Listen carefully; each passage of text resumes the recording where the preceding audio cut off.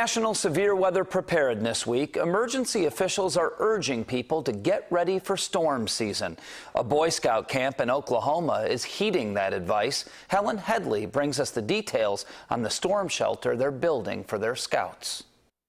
It's a pretty big camp, but as soon as you get to know the layout, it's pretty easy. John Spring has camped here at Camp Simpson several times during his 5 years as a Boy Scout, and he's glad the Arbuckle Area Council is building a storm shelter for Scouts. But it's pretty crazy out there, and I think it'd be a very good idea. Scout Executive Brett Matherly says after seeing the destruction in Moore last year, their plan needed an update. Plan is if something hits, find a low area or go down to the lower part of camp. It just takes too long to get there.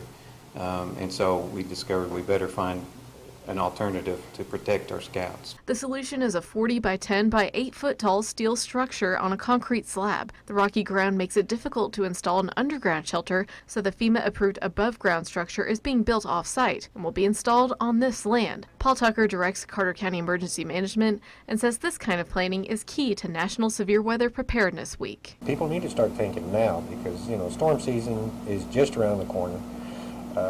And as we've seen in the past, severe weather can strike at any time of the year. And with that new shelter, Scouts at Camp Simpson will have an improved plan for severe weather. My first instinct will be to go get everyone in my troop and then dead sprint to the tornado shelter. The shelter costs $85,000 and is mostly paid for by the Southern Oklahoma Memorial Foundation. It can hold 100 people and should be finished in May. Because the camp has up to 200 Scouts at times, the Arbuckle Area Council is accepting donations for a second shelter. At Camp Simpson, Helen Headley,